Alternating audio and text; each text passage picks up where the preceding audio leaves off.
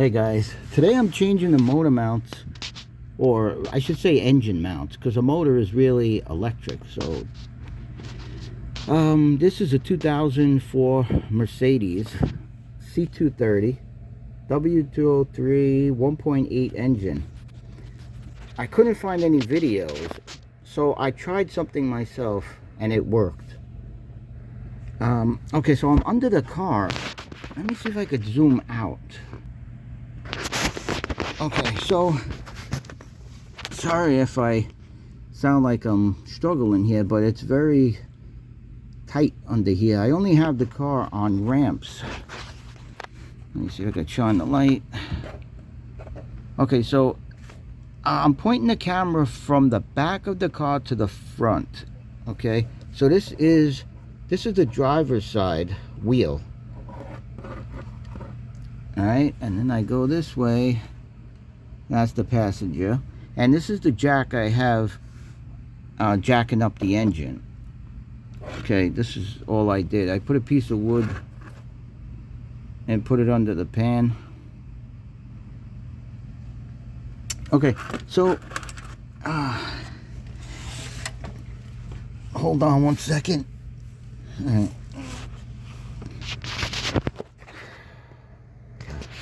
Okay, let me point to it for you. Let me get this tool. Okay, so this is the motor mount here.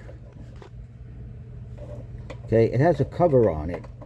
Yours won't come with the cover, and mine didn't either, so I used my own one. I just got this one in, and this is how I did it. So, like I said, I'm on the I'm underneath the car, and this hose is you know, for the compressor, right? It's the Freon hose. Okay, so this is up here like this, and the two screws go here. Okay, so you take out the two screws and just let this hang. Okay, now up here is supposed to be a black box, right? It goes to the turbo. It's over here. Let's see if I can shine the light. Okay, I took that out, and then I was able to get a ratchet in there. Okay, and the top screw, I got lucky. It wasn't extremely tight, so all I did was just use a ratchet with a I believe it's 16 millimeters. Let me check again. Okay, so 16 millimeters is for the top, and the bottom, hold on, let's see. Okay, so the bottom is 13. I don't know why they put two different bolts, but anyway, once you take out this black box, you'll be able to get a ratchet up there. Now, when you slide this black box out, it is a little tight, so you have to, you know, push and pull. Hold on, let's see.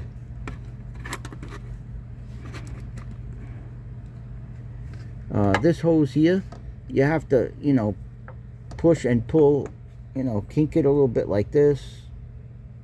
Okay, get it towards the chassis as much as you can. But be careful, because if your car's old, you never know if that might break. If Freon will come out, so be careful. But the black box can come out. I didn't disconnect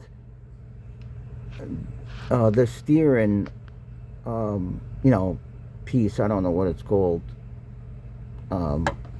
You know, like the axle part or whatever you want to call it. I didn't disconnect that at all. I was able to get that black box out. But let me show you where the holes are located on it, because I never put one screw back in about, I think it was about 7 years ago. Let's see, hold on one second. I gotta get some light.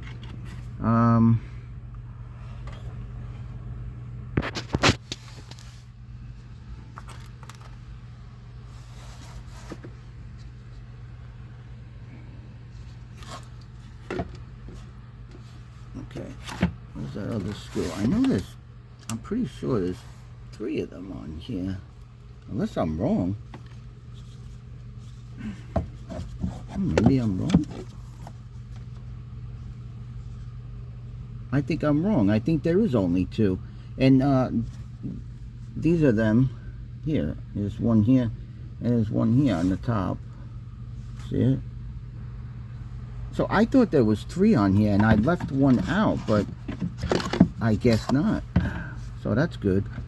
Okay, so anyway, once you take that black box out, you can get at the motor mount. So you don't have to take apart half the engine to get at the motor mount.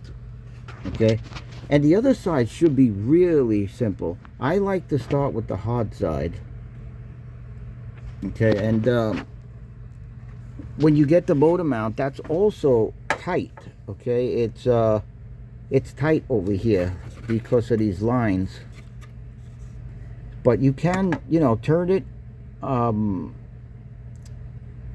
it so where the bolt is, like say the bottom bolt that goes here, turn the mount so that it's facing this way, you know, towards these lines here, and it comes out.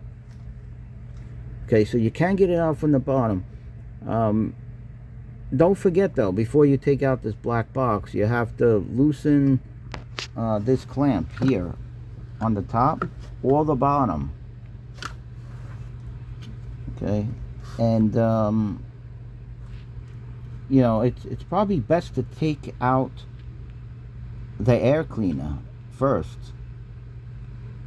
Just pop it up, actually. You don't have to take it out, really out. Just pop it up. That might help. Because it would be hard to pull this box down sometimes. You know, out. Pull this boot out of the air cleaner box. So if you do it from the top, then you could take this down. 2 bolts, and then you take it down. Like I said, it's a tight squeeze, but it comes out. And then that's it. You just loosen the bolts from the motor mounts. Also, I didn't know mine were hydraulic. I don't know if the new ones I bought are hydraulic or not.